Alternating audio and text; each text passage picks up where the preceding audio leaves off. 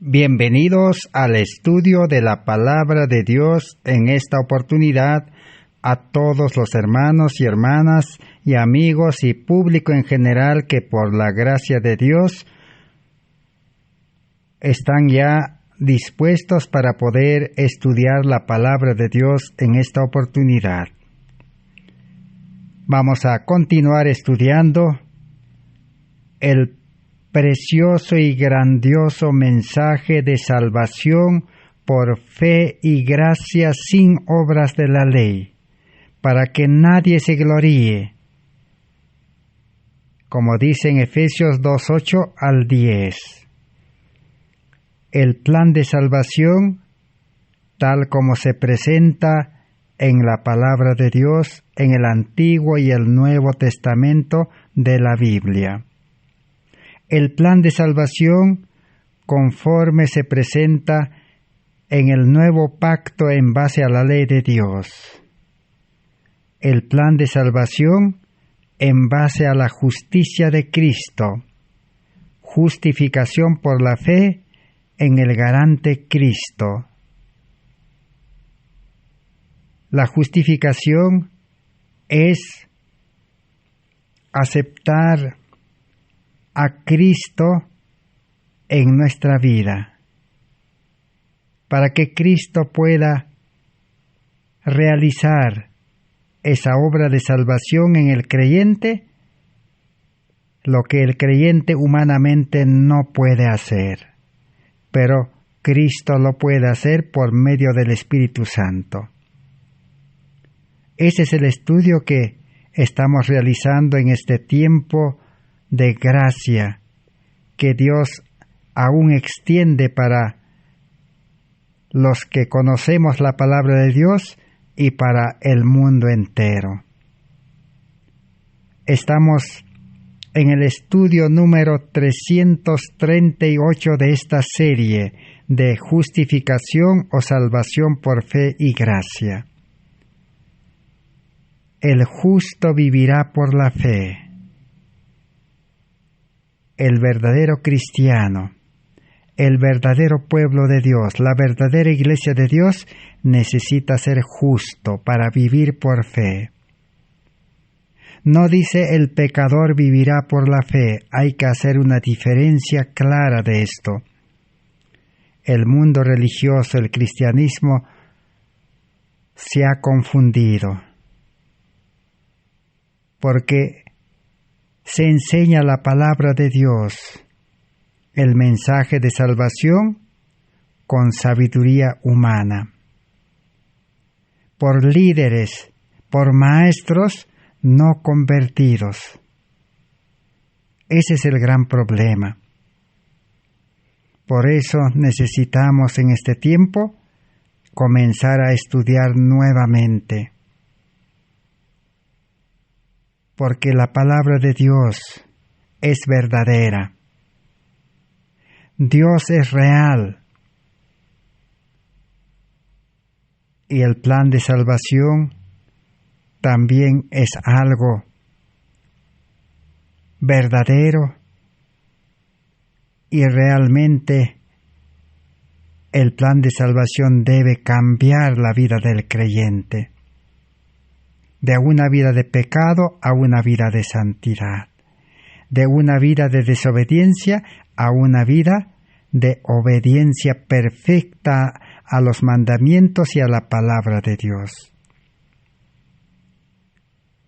Por eso estamos abocados en este estudio ya durante más de un año.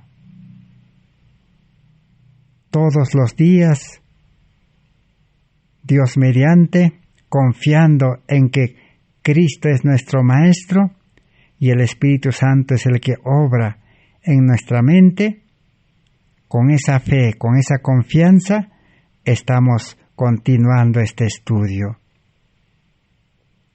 Y hoy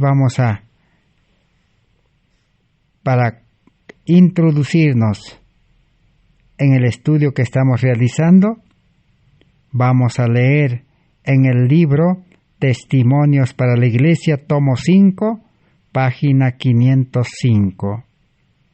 Dice así: debemos saber lo que debemos hacer para ser salvos.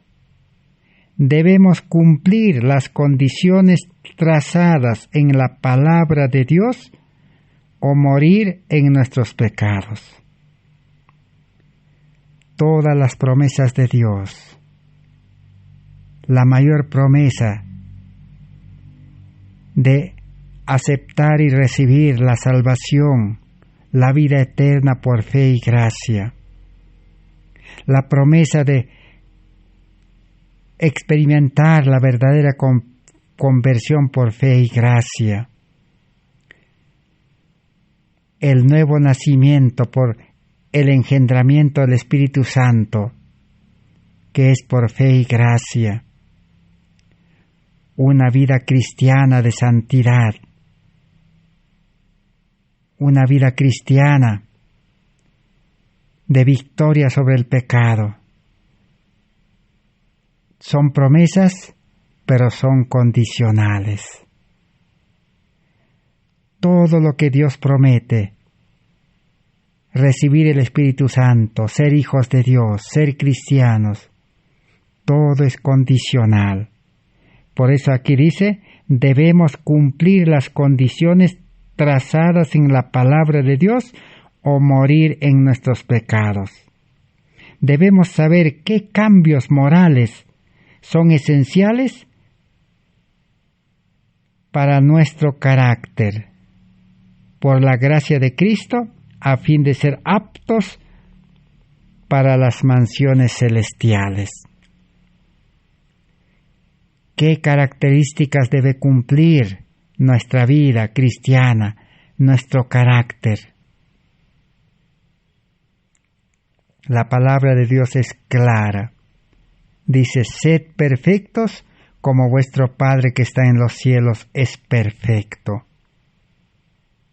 Sed santo, dice, porque yo soy santo. Y también hemos leído en la palabra de Dios, Dios tiene, dice, un pueblo santo, una iglesia sin mancha, sin mácula, sin arruga, un pueblo real de sacerdotes, un pueblo de santos. Apocalipsis 14:12. Aquí está la paciencia de los santos, los que guardan los mandamientos de Dios por fe y gracia y tienen la fe de Jesús, una fe inquebrantable. Jesús vivió con esa fe en este mundo desde nacimiento hasta su muerte y resurrección. Satanás no pudo hacerlo dudar. Satanás le tentó en todo, pero no pudo hacerlo caer. Porque Jesús dependía de su Padre Dios, dependía del Espíritu Santo.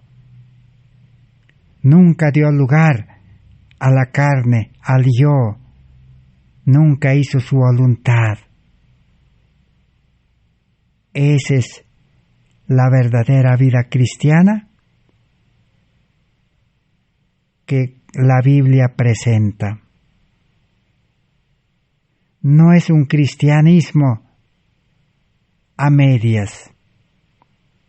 No es una religión legal de solo cumplir en vida carnal la palabra de Dios, porque así nunca se va a llegar a un cambio total, a una transformación total. Porque solo los que tengan, dice, el carácter perfecto, una vida santa, una vida de justicia y obedientes, podrán entrar en el cielo y vivir en la nueva tierra donde ha de morar la justicia. Entonces el estudio que estamos realizando apunta a ese objetivo. ¿Cómo realmente recibir, apropiarnos, vivir, experimentar esa vida cristiana plena en Cristo Jesús, perfectos en Cristo Jesús. Pero como hemos visto, necesitamos conocer y cumplir las condiciones sencillas trazadas en la palabra de Dios. ¿Y cuáles son esas condiciones? Ya durante mucho tiempo hemos estudiado esas condiciones y lo hemos desglosado en 12 condiciones, 12 requisitos, 12 pasos en base a la fe, porque la principal condición es la fe. Por eso dice, sois salvos por fe y gracia, nada más fe. Pero la fe lleva a cumplir 12 condiciones. La primera vamos a enumerar para recordar. La primera es el aceptar el llamamiento. La segunda es conocer y aceptar la palabra de Dios para que pueda mostrarnos nuestros pecados y la palabra nos lleve a Cristo, la ley nos lleve a Cristo. Ahí termina la función de la palabra y de la ley. Pero los profesos cristianos, los religiosos, se han equivocado, nos hemos equivocado. Así como el pueblo de Israel se detuvo mucho tiempo y quería quedarse en el monte Sinaí, la ley les gustó, obedecer la ley. Pero entre las condiciones para la salvación no está la obediencia a la ley, porque el pecador que ha nacido con naturaleza pecaminosa no puede obedecer la ley. Entonces Dios no mandó su palabra, su ley, para obedecer, sino para mostrarnos nuestros pecados y crear necesidad y llevarnos a Cristo. Gálatas 3:24. La ley, dice, fue mandada, es el ayo, es el maestro para llevarnos a Cristo, para ser justificados por la fe y para recibir la salvación. Y una vez que hemos aceptado a Cristo, ya no estamos bajo la ley. Ese mensaje escandalizó al pueblo adventista en 1888 y rechazaron a Cristo y se quedaron con la ley, obedeciendo la ley hasta el día de hoy. Y el problema es que no pueden obedecer la ley. Ese mismo mal aconteció, ese mismo error, esa misma confusión ocurrió con los evangélicos y los protestantes. Se quedaron con la Biblia y no pueden cumplir, no pueden obedecer la ley, porque esa no es la condición. La obediencia a la Biblia, la obediencia a la ley, viene después. Podríamos decir, es para los salvados. Solamente hombres santos, creyentes justos, cristianos perfectos y cristianos santos pueden obedecer la palabra de Dios que es santo, una ley que es buena, puro y perfecto. Un pecador no puede obedecer. Dios mandó, dice la palabra, la ley, como un espejo, solo para mostrarle sus pecados y decirle que en Cristo hay salvación, el Cordero de Dios que quita el pecado del mundo. Así lo presentó Juan Bautista. Entonces, ese es el segundo requisito o condición que hemos estudiado. La tercera es ahora creer en eso. Creer que el pecador debe reconocer su vida pecaminosa y debe ir a Cristo, debe dejarse llevar a Cristo, porque el Espíritu Santo, los ángeles de Dios, están dispuestos a llevar a Cristo para ser justificado, para recibir la salvación, para recibir la conversión, el nuevo nacimiento, para recibir el carácter de Cristo, la justicia de Cristo.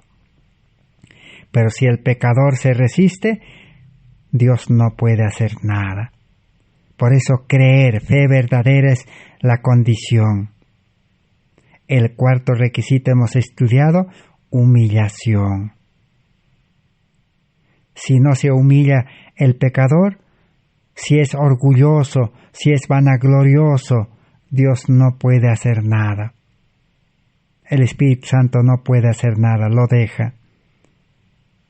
Y el quinto requisito que hemos estudiado, arrepentimiento verdadero. Un arrepentimiento que produce reforma, cambio. Así como Zaqueo aceptó a Cristo y experimentó el verdadero arrepentimiento. Dijo, si he defraudado, he hecho daño, voy a devolver. Ya no quiero seguir trabajando para el mundo, para Roma, En ese tiempo Roma representaba a Babilonia, el mundo. El Espíritu Santo, la gracia de Dios, el amor de Dios,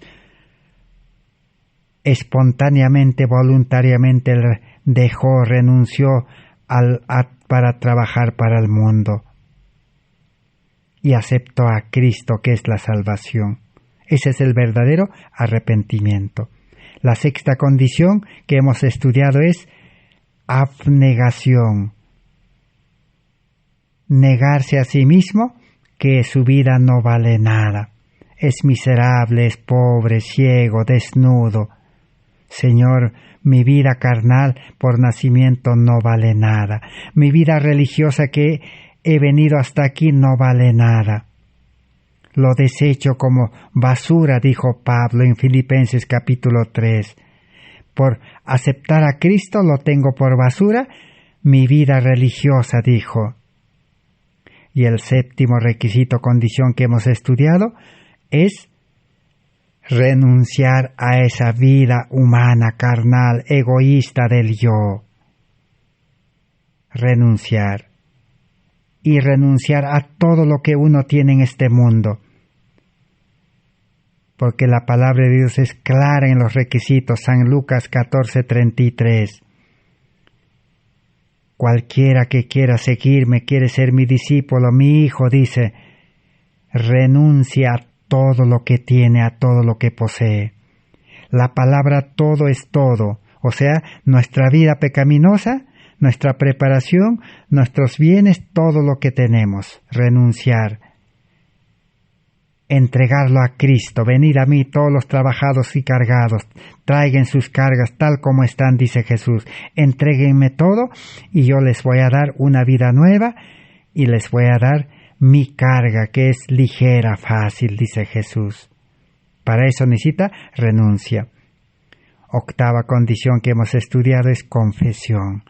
Ahora hay que confesarle todo eso, todo lo que, las 6 condiciones que hemos hablado o las 7, hay que confesarlo a Cristo y al mundo. La 9 es, ahora sí, aceptar a Cristo como nuestro Salvador personal. Decir, Señor, entra a mi vida, entra a mi corazón, para que tú puedas ahora limpiar mi egoísmo, mi mente carnal, mi orgullo, y todos los pecados, porque Jesús dijo, del corazón salen todos los males. Ahí está la fábrica del pecado, ahí está la máquina de pecar. Por allí Satanás nos maneja. Cristo quiere cambiar nuestro corazón, nuestra mente, y quiere darnos su mente y su corazón y su vida. Para eso hay que aceptar a Cristo. Pero para que Cristo realice esa obra del limpiarnos y darnos una vida nueva, el 10ª condición hemos estudiado, tenemos que entregarle el control de nuestra vida, nuestra voluntad. entregar nuestra mente, entregar nuestro corazón, cuerpo y alma y espíritu, para que Cristo tome el control, Él sea el capitán, Él sea el maestro, Él sea el arquitecto, el sembrador, Él sea nuestro guía, nuestro consejero, nuestro Padre eterno. Él sea todo. Y la condición número 11 es aceptar ahora su perdón, porque Él ha pagado por nuestros pecados, ha pagado por nuestra vida pecaminosa, ha muerto en lugar nuestro. Aceptar ese perdón y esa salvación. Aceptar su resurrección. Aceptar su resurrección, dice Romanos capítulo 1 al 10 o 6 al 10 de Romanos, es aceptar el bautismo del Espíritu para resucitar por medio del bautismo del Espíritu y el agua a una vida nueva. Aceptar la vida de Cristo. Nacer con el carácter de Cristo, con la imagen de Cristo, con la justicia de Cristo. Esa es la condición número 11. Aceptar de gracia. Es un regalo increíble. No se puede creer que Cristo nos quiere perdonar toda nuestra vida pasada, porque ya hemos aceptado las 10 condiciones y ahora nos quiere dar la vida eterna, la salvación gratuita, justificación por la fe en el garante Cristo, dice. Y llegamos al paso número 12, condición número 12. Aceptar el mayor milagro, una verdadera conversión, que es obra del Espíritu Santo por la gracia de Dios. Aceptar esa conversión por el nuevo nacimiento. El Espíritu Santo de Cristo quiere engendrar una nueva vida con la imagen de Cristo, para nacer como un niño con el carácter de Cristo, con la justicia de Cristo. Ahora el nuevo creyente espiritual es el segundo nacimiento. Pero para nacer a esa vida nueva, en el séptimo paso, en la séptima condición, hemos renunciado a nuestra vida, renunciar al yo, al ego.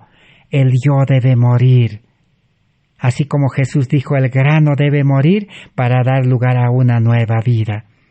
El hombre carnal debe estar dispuesto a morir al pecado, al yo, a la mente carnal, para resucitar o nacer con la mente de Cristo, con un corazón nuevo lleno del amor de Dios, ya no con corazón egoísta, con corazón de amor.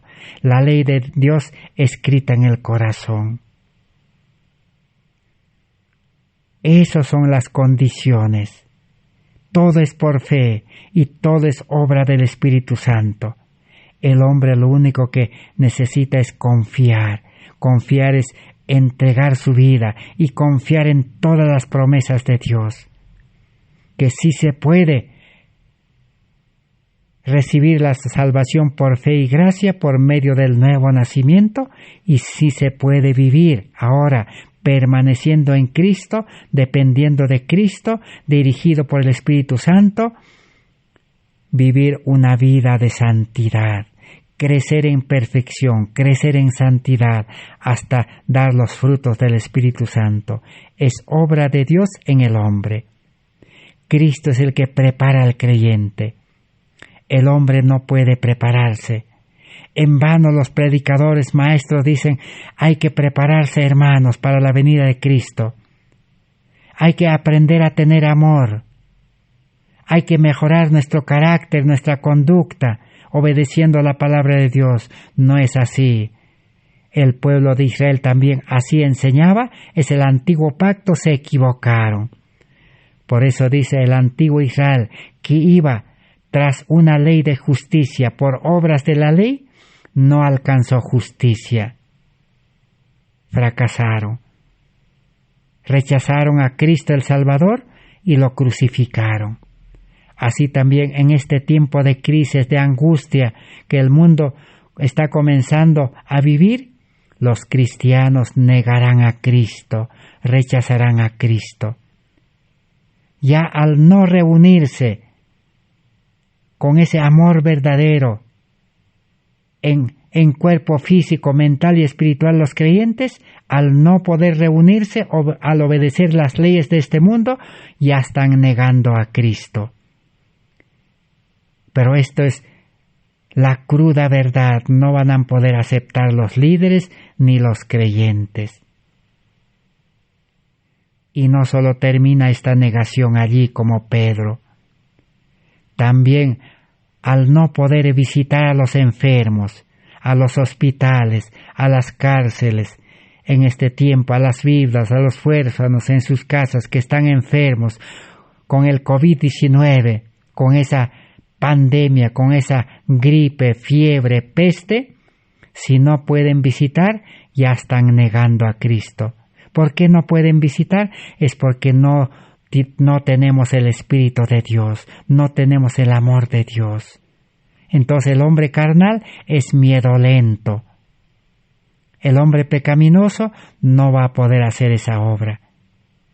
Porque la vida cristiana no es para el hombre carnal, con preparación humana y con mente carnal, con mente egoísta, con corazón egoísta, no es. Debe morir, dice Pablo. Por eso Pablo en Gálatas 2:20 dice, con Cristo estoy juntamente crucificado. Ahora sí, si hemos recorrido ese camino para llegar a recibir la salvación, porque el que aceptó a Cristo, dice el que ha nacido a vida nueva, a vida espiritual, ya la salvación comenzó, ya la vida eterna comenzó en este mundo.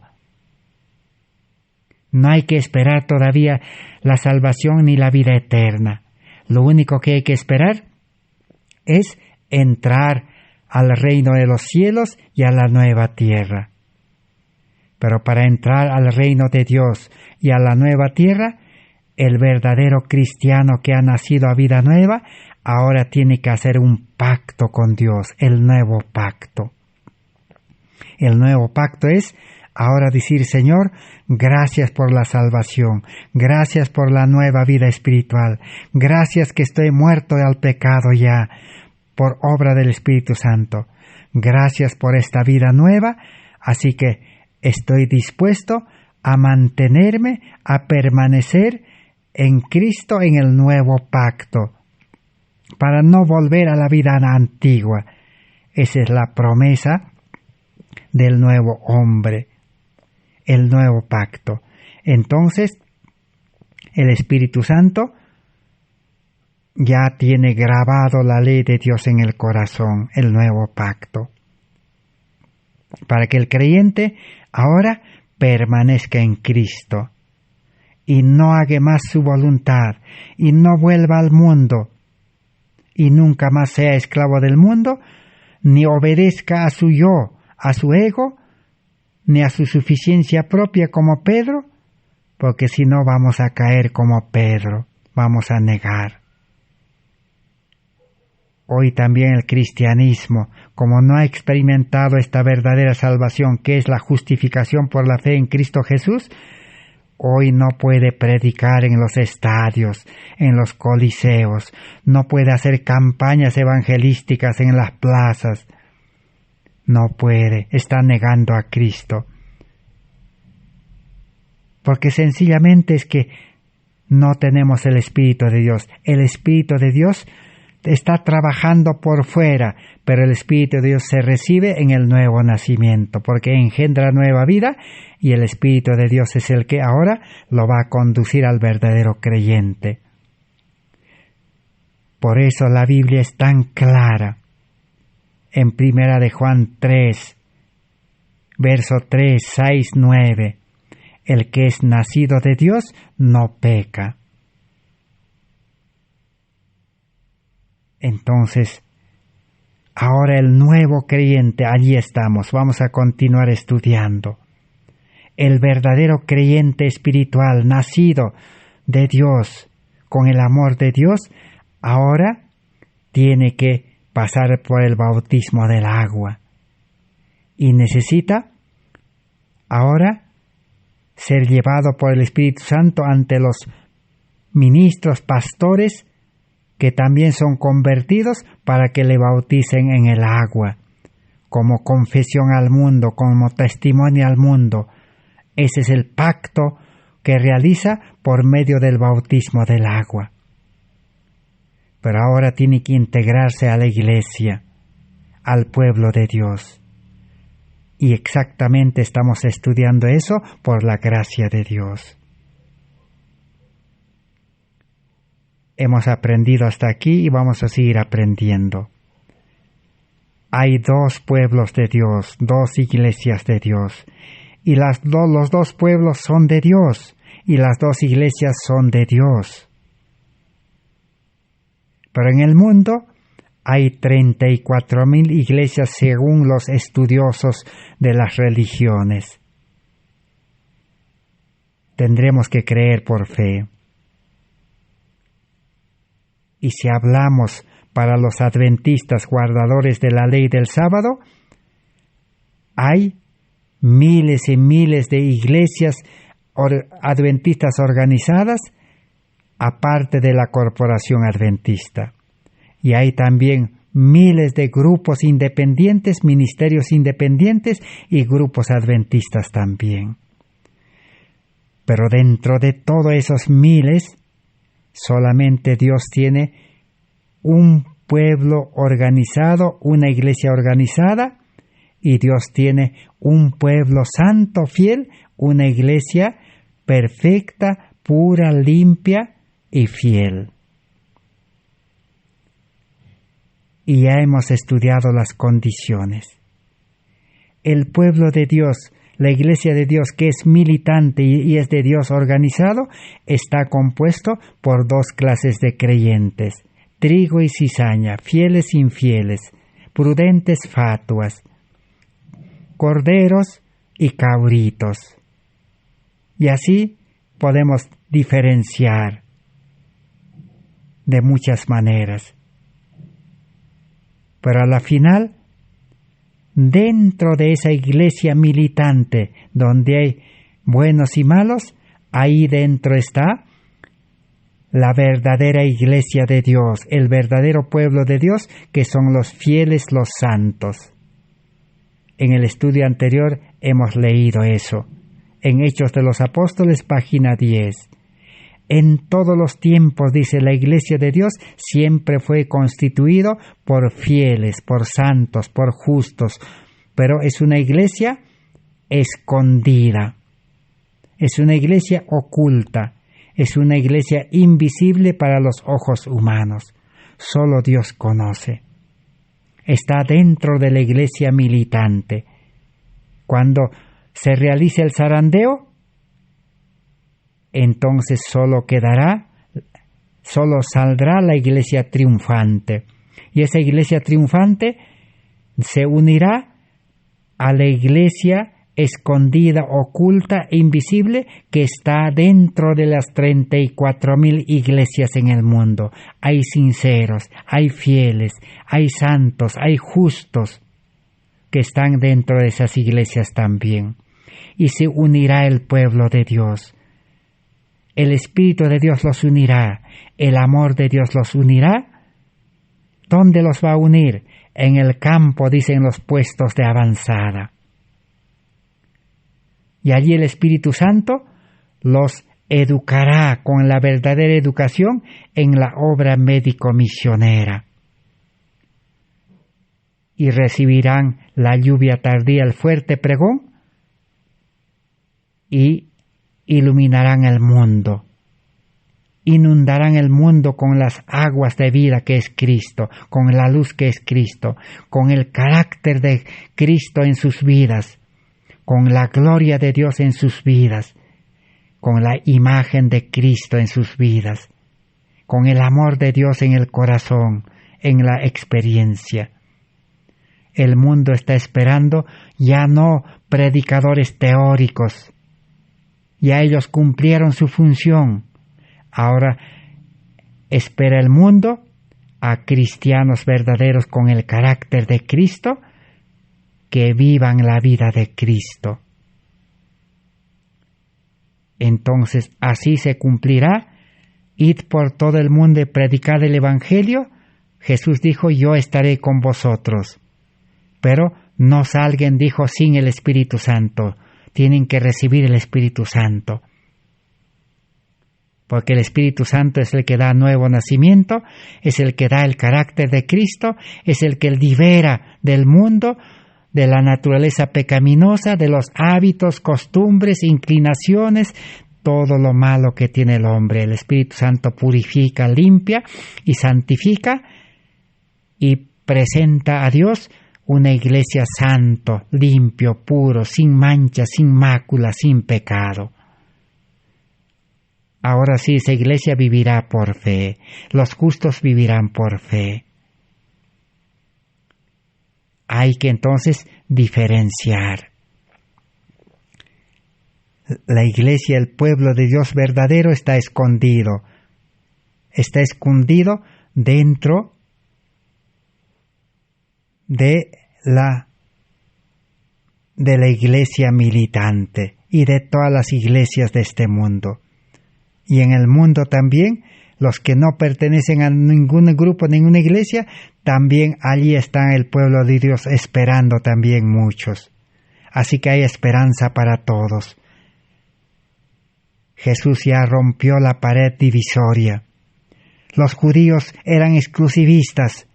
Hoy también muchas iglesias y aún la iglesia militante es exclusivista.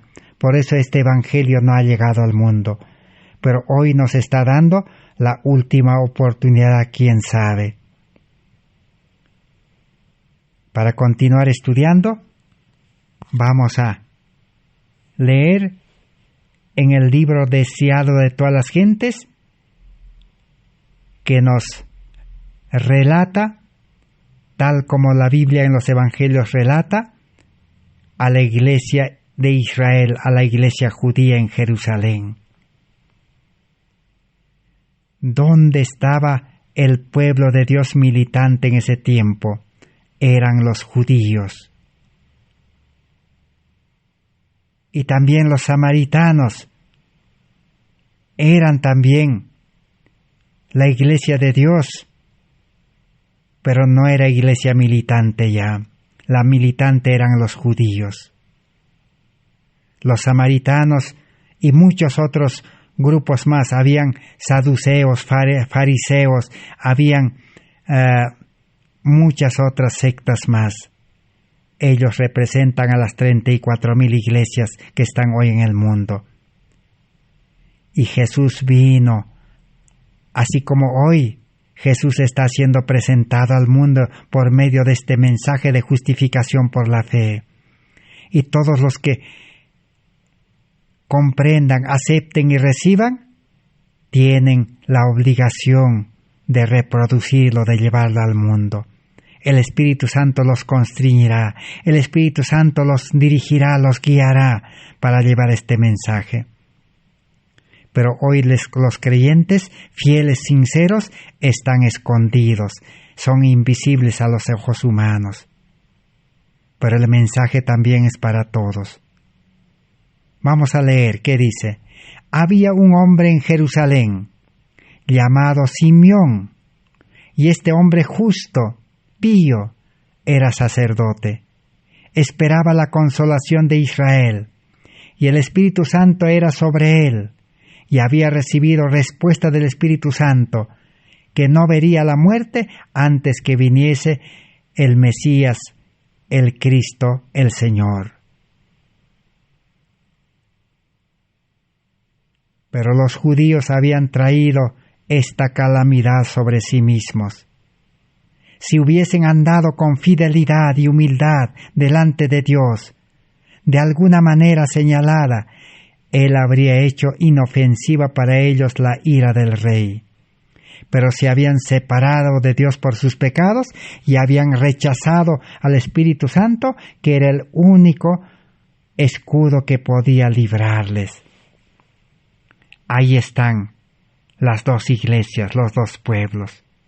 Los judíos eran la iglesia militante, Pero los judíos, dice, ¿qué habían hecho? No eran fieles, no eran santos, ni justos, ni píos como Simeón el sacerdote que estaba dentro de ellos. Entonces dice, se habían separado de Dios por sus pecados, eran pecadores.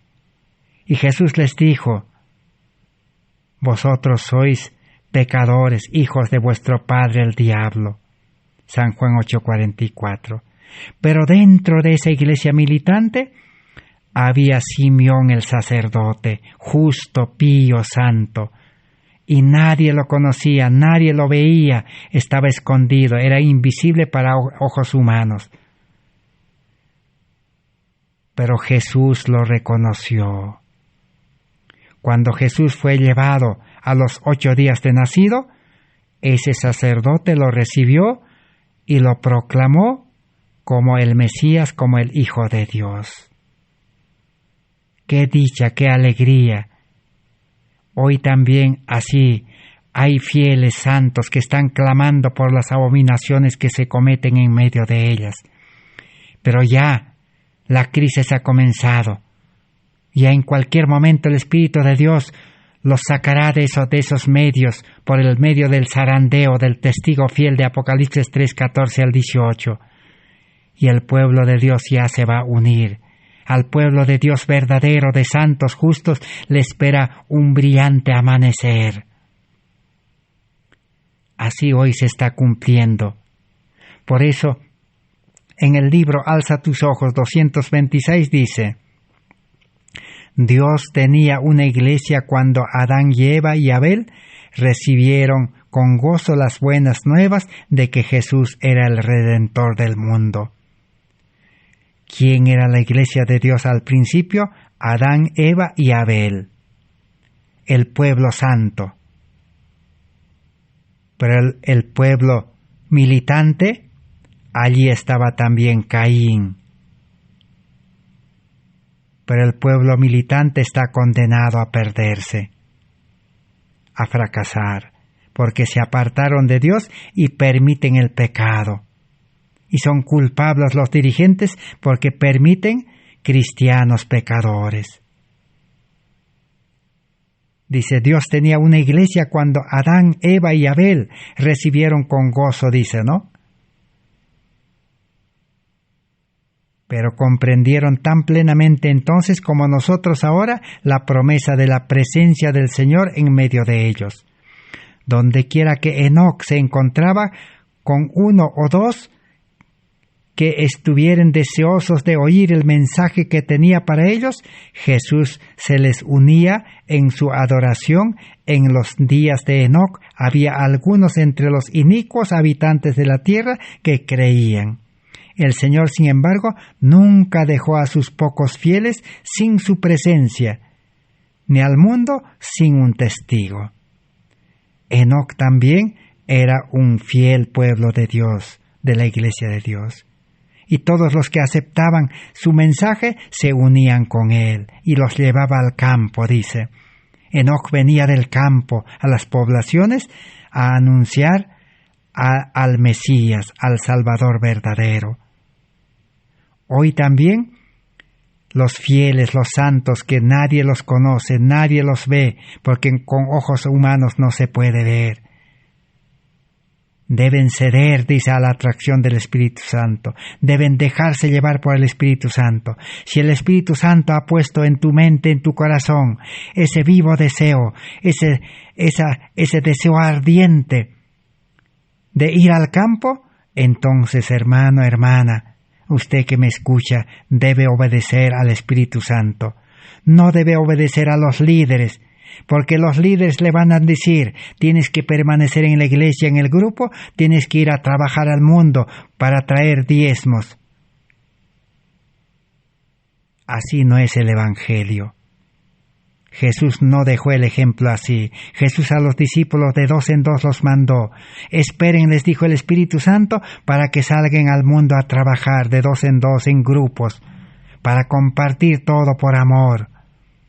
No se preocupen, les dijo, por la comida, por la bebida, el vestido, la casa, por el sustento. Si ustedes trabajan para mí, yo les voy a sustentar, dijo Jesús en San Mateo capítulo 6, del 30 al 36. Allí está. No se preocupen, dijo. Ni las aves se preocupan, ni las plantas se preocupan, dijo. Dios los alimenta. Pero si ustedes van a salir con el poder del Espíritu Santo, con el amor de Dios, Dios les va a colmar de bendiciones. 100 veces tanto les voy a dar, les dijo a los discípulos que preguntaron. Pedro y los demás estaban preocupados. Señor, dijeron, nosotros hemos dejado todo. ¿Qué pues tendremos? No se preocupen, 100 veces tanto. Si ustedes han dejado una casa, tendrán 100 casas, donde llegar y descansar en paz. Si ustedes han dejado familiares, tendrán 100 familiares. 100 madres, 100 papás, 100 hermanos que los recibirán en sus casas, les dijo, cuando ustedes vayan a pescar hombres, les dijo. Si ustedes han dejado dinero, 100 veces tanto tendrán ese dinero. Esa es la promesa de Dios en el nuevo pacto. Con tal que ustedes dependan de mí, me sigan a mí, obedezcan a mi Espíritu Santo, hagan la voluntad de mi Padre. Pero si ustedes hacen su voluntad, se perderán, les dijo. Siempre Dios advirtió. Efesios 6, 10 al 18. Mensajes Selectos, tomo 2, página 455, que nos dice: hay que comprender cabalmente las doctrinas de la Biblia. Los hombres que han aceptado predicar la verdad deben estar anclados en Cristo. Solo entonces su navío resistirá las tormentas y las tempestades, porque el ancla lo mantendrá firme, porque los engaños aumentarán. Por eso debemos llamar a la rebelión por su nombre que le corresponde. Debemos permanecer vestidos con la armadura de Dios, que es la vida de Cristo, la justicia de Cristo. En este conflicto no solo tenemos que luchar contra hombres, sino también contra principados, potestades. No luchamos contra sangre ni carne. Leamos en nuestras iglesias con cuidado y con solemnidad el pasaje de Efesios 6, 10 al 18. El verdadero pueblo de Dios, la verdadera iglesia de Dios, que nadie lo puede ver humanamente, nos podemos engañar. Pero ahí están los fieles. ¿Cuál es la característica? Están vestidos con el manto de la justicia de Cristo. Tienen el carácter de Cristo, el amor de Dios, la imagen de Dios. Son mansos y humildes de corazón. Son obedientes, tienen la fe de Jesús y son santos, dice Apocalipsis 14:12. Y Efesios, ¿qué dice? Están vestidos con la armadura de Dios. Porque tienen que luchar contra hombres, y no solo contra hombres, contra los poderosos de este mundo, que están impidiendo, que están poniendo leyes, trabas, obstáculos. No pueden ir a la iglesia, dice, no pueden visitar enfermos, no pueden ir al hospital, a las cárceles, no pueden hacer campañas, no pueden, dice, están obstaculizando. Pero ¿qué necesita para enfrentar eso? Y Satanás también está impidiendo, trabajando detrás de todo eso. Está creando miedo, zozobra. ¿Pero qué necesita? Necesita armadura de Dios, vestido de un soldado. Necesitamos el casco de la salvación. Cristo en nuestra mente. Mente de Cristo necesitamos. Necesitamos la coraza de justicia. Necesitamos un corazón lleno del amor de Dios. Necesitamos el carácter de Cristo.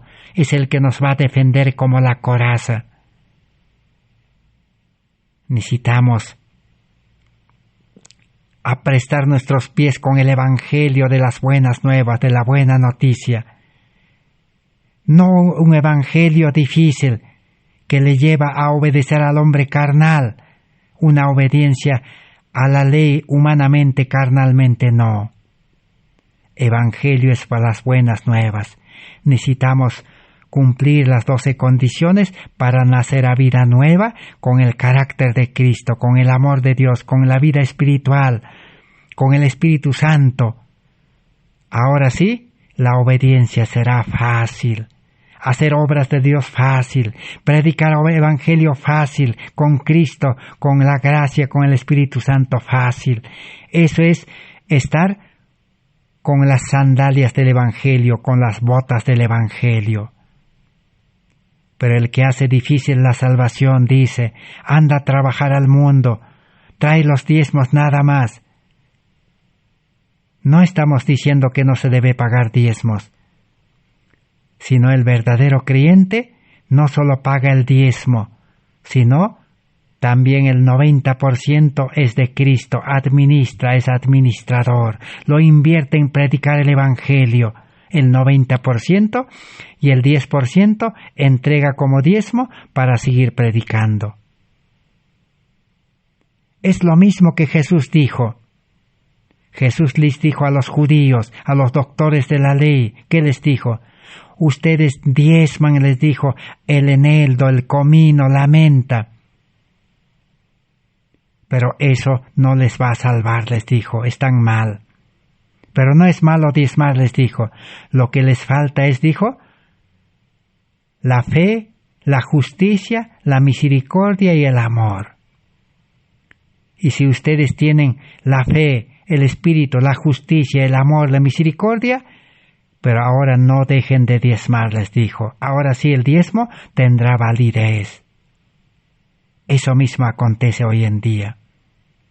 Por eso el Evangelio no tiene poder. Si nosotros entregamos el 100% a Cristo de nuestra vida y de todos nuestros bienes, riquezas de maldad, está sobreentendido el diezmo, entonces tendremos poder. Necesitamos el escudo de la fe para que el enemigo no nos pueda vencer. La fe de Jesús es vivir, andar con Cristo, tener a Cristo. Cristo nos va a defender. Por eso, en la palabra de Dios dice, cuando el enemigo dice venga, como un río, Cristo nos defenderá. Ese es el verdadero evangelio. Así los santos están vestidos con la armadura de Dios. Sigamos adelante. Mensajes selectos, tomo 2, 455. Mateo 7:20. Apocalipsis 2:17. Estamos identificando a la iglesia militante y a la iglesia verdadera de santos, justos, fieles, que solo Dios conoce. Así que Dios no hace diferencia. Dios pone las condiciones, el que cumple las condiciones le da la salvación gratuita. Leamos. Los que apostatan están dando expresión a las palabras del dragón. Los que en la iglesia militante no están unidos a Cristo, están separados de Cristo, están en apostasía de Cristo, ¿qué están haciendo? Dice, están dando lugar al dragón.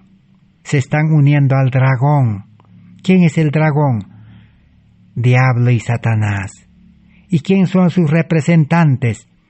Las iglesias que permiten el pecado, caídas, separados de Cristo, sin poder. ¿Cuántas iglesias hay? 34.001 podemos decir, porque 34.000 ya son las iglesias en el mundo declaradas que ya han apostatado, pero dentro de ellos hay fieles, sinceros, santos. Pero también hay una iglesia militante. ¿Cuál es esa iglesia organizada, pueblo organizado, militante que dice, heme aquí? Que a todos sus miembros, una de las características es que todos sus miembros deben estar trabajando activamente, predicando el Evangelio de 2 en 2, de 3 en 3 y de grupo en grupo.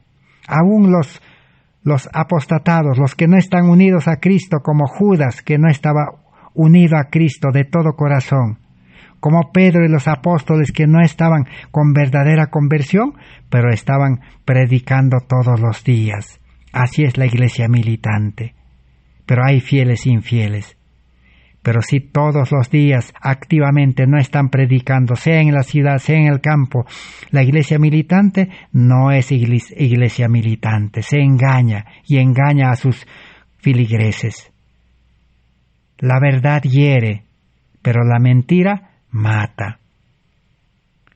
Si seguimos a la mentira, todos moriremos en la crisis, en la angustia. Así que debemos enfrentar a los instrumentos satánicos, dice que fueron a guerrear contra los santos. ¿Qué dice Apocalipsis 12:17? Entonces el dragón se llenó de ira contra la mujer y se fue a hacer guerra contra el resto de la descendencia de ella, los que guardan los mandamientos de Dios y tienen el testimonio de Jesucristo. Apocalipsis 12:17. Los que apostatan dejan el pueblo de Dios fiel y verdadero y confraternizan con los que representan a Barrabás. Por sus frutos los conoceréis. Así que la apostasía no es dejar una iglesia organizada. La apostasía es separarse de Cristo y estar separado de Cristo, pero estar en la iglesia militante. Así como ¿quién? Así como los judíos. Casi la mayor parte, por no decir todos los judíos, la iglesia, el pueblo de Dios militante, estaban apostatados. ¿Por qué? Porque no recibieron a Cristo, no tenían a Cristo. El que no está unido a Cristo, el que no permanece en Cristo, aunque esté dentro de la iglesia organizada, está en apostasía, dice la palabra de Dios. Entonces, son como los judíos que no aceptaron a Cristo y que lo crucificaron, y son como Barrabás. ¿Quién era Barrabás? Y el pueblo judío escogió a Barrabás. Barrabás era un líder. Barrabás era un hombre notable, un dirigente, porque Barrabás se rebeló. Barrabás era judío. No era romano, no era gentil. Barrabás era del pueblo de Dios. Barrabás quería defender al pueblo de Dios para liberarlo de los romanos, por eso se rebeló.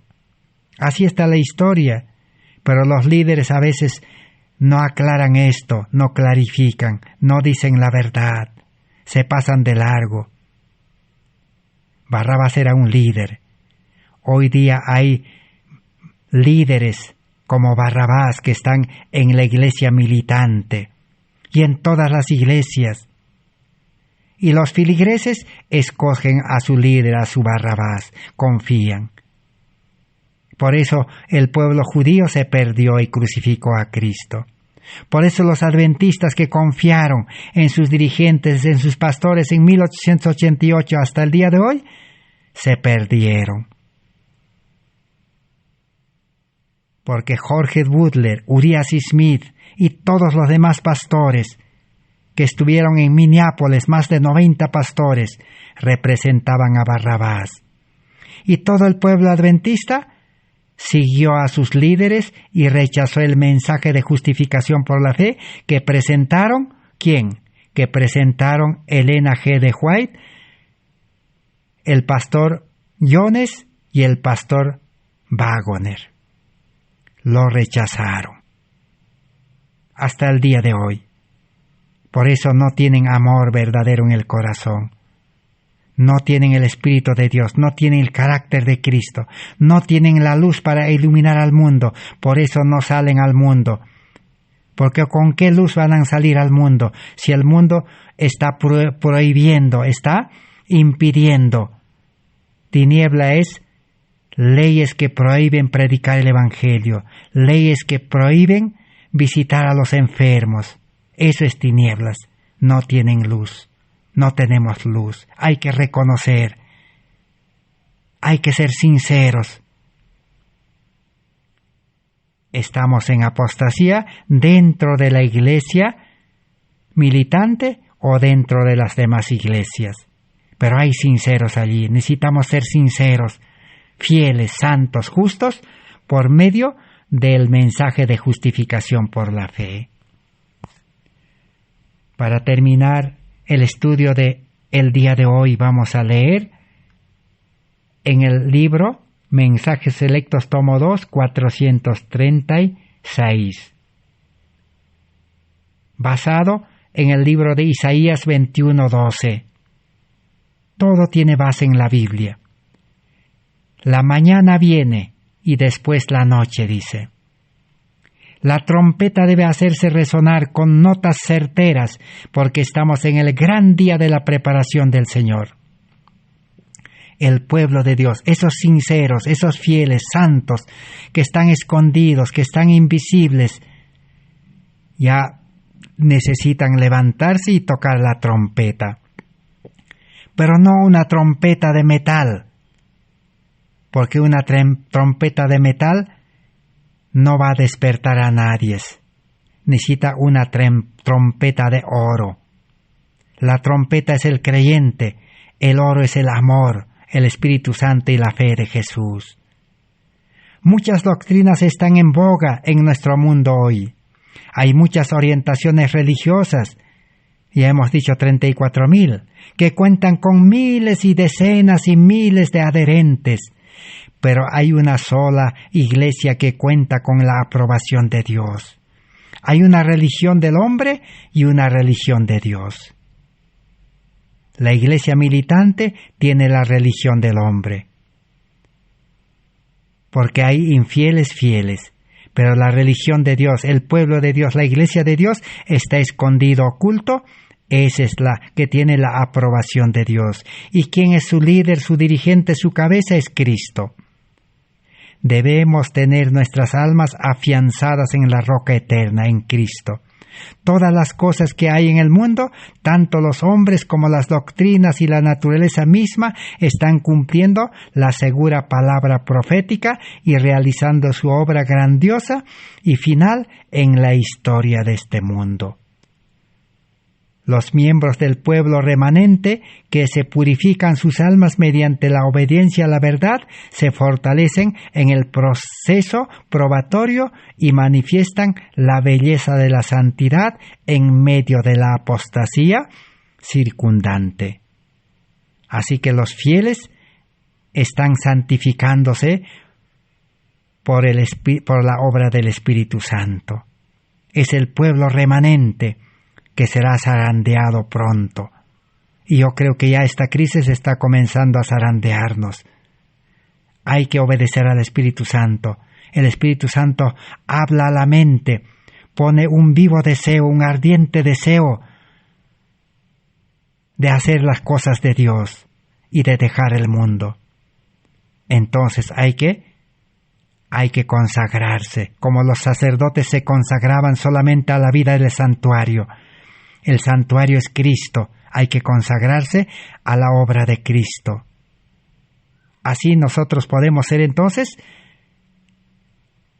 estar seguros en este tiempo y tener la salvación que es Cristo. 1 Juan 5:12 dice, el que tiene a Cristo tiene vida eterna. Es fácil tener vida eterna, salvación, es un regalo. Tener santidad es un regalo. Vencer al pecado es un regalo. Todo es un regalo, pero hay condiciones. Morir al yo, renunciar al mundo. Ya no obedecer a nuestro yo, a nuestra voluntad. Obedecer a Cristo, al Espíritu Santo y hacer la voluntad de Dios. Esa es la salvación verdadera. Que Dios bendiga su palabra. Gracias por vuestra atención. Será hasta el próximo estudio por la gracia de Dios. Oremos al Señor siempre para que este tiempo de libertad de estudiar así no se termine pronto.